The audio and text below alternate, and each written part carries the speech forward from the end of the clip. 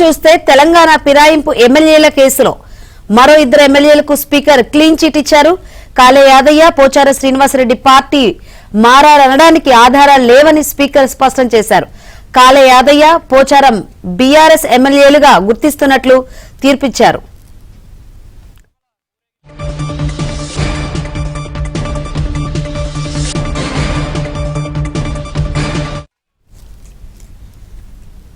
తెలంగాణ ఫిరాయింపు ఎమ్మెల్యేల కేసులో మరో ఇద్దరు ఎమ్మెల్యేలకు స్పీకర్ క్లీన్ చిట్ ఇచ్చారు. కాళే యాదయ్య, పోచారం శ్రీనివాసరెడ్డి పార్టీ మారారనడానికి ఆధారాలు లేవని స్పీకర్ స్పష్టం చేశారు. కాళే యాదయ్య, పోచారం బీఆర్ఎస్ ఎమ్మెల్యేలుగా గుర్తిస్తున్నట్లు తీర్పిచ్చారు. తీర్పులో ఏం తెలిపారేంటో తెలుసుకుందాం. మరిన్ని వివరాలు అందించేందుకు మా ప్రతినిధి లైవ్ ద్వారా సిద్ధంగా ఉన్నారు. మీ దగ్గర ఉన్న అప్డేట్స్. ఫిరాయింపు ఆరోపణలు ఎదుర్కొంటున్నటువంటి మరో ఇద్దరు ఎమ్మెల్యేలకు క్లీన్ చిట్ లభించింది. చేవెళ్ల ఎమ్మెల్యేగా ఉన్నటువంటి కాళే యాదయ్య, బాన్సువాడ ఎమ్మెల్యేగా ఉన్నటువంటి పోచారం శ్రీనివాసరెడ్డి, వీళ్ళిద్దరికి సంబంధించి ఇప్పటికే అనేక దఫాలుగా వాళ్ళపైన విచారణ కొనసాగించారు, క్రాస్ ఎగ్జామినేషన్ చేశారు, ఓవరాల్ ఆర్గ్యుమెంట్స్ విన్నారు.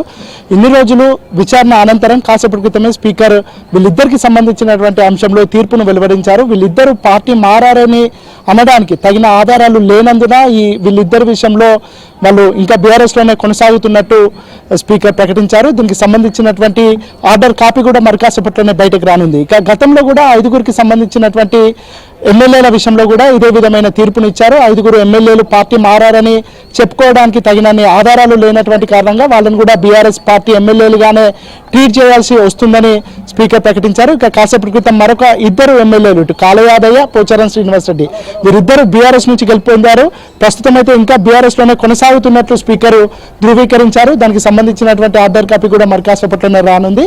ఇక మరొక ముగ్గురు ఎమ్మెల్యేలకు సంబంధించి డిసిషన్ చెప్పాల్సి ఉంది. ఇటు జగిత్యాల ఎమ్మెల్యేగా ఉన్నటువంటి సంజయ్ పైన ఫిరాయింపు ఆరోపణలు ఉన్నాయి. ఆయనకు సంబంధించినటువంటి విచారణ కూడా పూర్తయింది. దాన్ని రిజర్వ్లో తీర్పును పెట్టారు.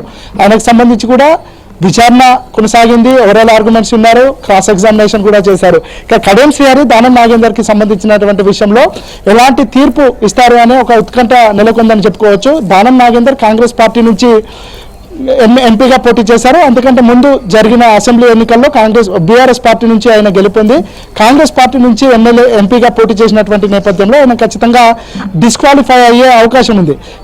కొన్ని రోజుల క్రితం దానం నాగేందర్ తాను కాంగ్రెస్ లోనే ఉన్నట్టు బహిరంగంగా ప్రకటించారు.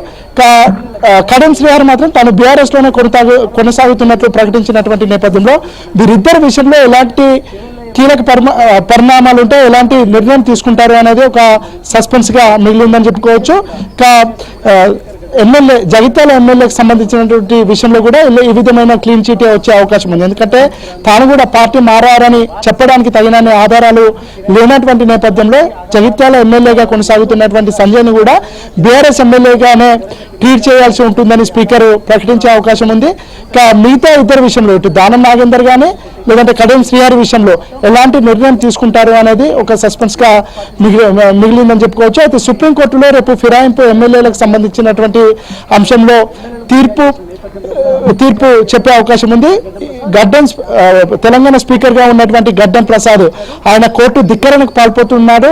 కోర్టు డైరెక్షన్స్ ఇచ్చినటువంటి నేపథ్యంలో ఆయన ఎమ్మెల్యేల ఫిరాయింపు సంబంధించినటువంటి అంశంలో ఒక తుది నిర్ణయం తీసుకోవట్లేదు అని బీఆర్ఎస్ ఎమ్మెల్యేలు కొంతమంది సుప్రీంకోర్టుకు వెళ్ళినటువంటి నేపథ్యంలో దీనికి సంబంధించినటువంటి హియరింగ్ లేదంటే రేపే తీర్పు వెలువడే అవకాశం ఉంది. అయితే తీర్పు లోపలనే తెలంగాణ ప్రభుత్వం తరఫున, తెలంగాణ అసెంబ్లీ తరఫున ఇక్కడ ఉన్నటువంటి సెక్రటరీలు, అదేవిధంగా స్పీకర్ తరఫున ఉన్నటువంటి న్యాయవాది ఇప్పటి వరకు జరిగినటువంటి విచారణ అంశం కానీ లేదంటే 5గురు ఎమ్మెల్యేలు, దాని తర్వాత ఇద్దరు ఎమ్మెల్యేల విషయంలో ఇచ్చినటువంటి తీర్పు అంశాన్ని కానీ ప్రస్తావించే అవకాశం ఉంది. మరొక 3 ఎమ్మెల్యేలకు సంబంధించినటువంటి విషయంలో నిర్ణయం తీసుకోవడానికి మరింత సమయం అడిగే అవకాశం ఉంది. ఎందుకంటే జగిత్యాల ఎమ్మెల్యే సంజయ్కి సంబంధించినటువంటి విచారణ పూర్తయినప్పటికీ కడియం శ్రీహరి, అదేవిధంగా దానం నాగేందర్కి సంబంధించినటువంటి విషయంలో ఇప్పటి వరకు విచారణ మొదలు కాలేదు.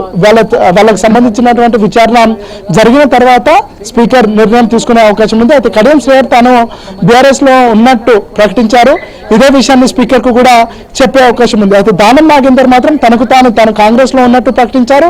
దాంతోపాటు బీఆర్ఎస్ నుంచి ఎమ్మెల్యేగా గెలుపొంది కాంగ్రెస్ నుంచి ఎంపీగా పోటీ చేసినటువంటి నేపథ్యంలో ఆయన డిస్క్వాలిఫై అయ్యే అవకాశం ఉందని పొలిటికల్ సర్కిల్లో వినిపిస్తా ఉంది. ఒకవేళ దానం నాగేందర్ డిస్క్వాలిఫై అయితే అక్కడ ఉప ఎన్నిక వచ్చే అవకాశం ఉంది. ఆ ఉప ఎన్నికను ఎదుర్కోవడానికి కూడా తాను సిద్ధంగా ఉన్నట్టు దానం నాగేందర్ పలుమార్లు ప్రకటించారు. ఇక ఈ ఇద్దరి విషయంలో స్పీకర్ ఎలాంటి నిర్ణయం తీసుకుంటారో చూడాలి. రైట్.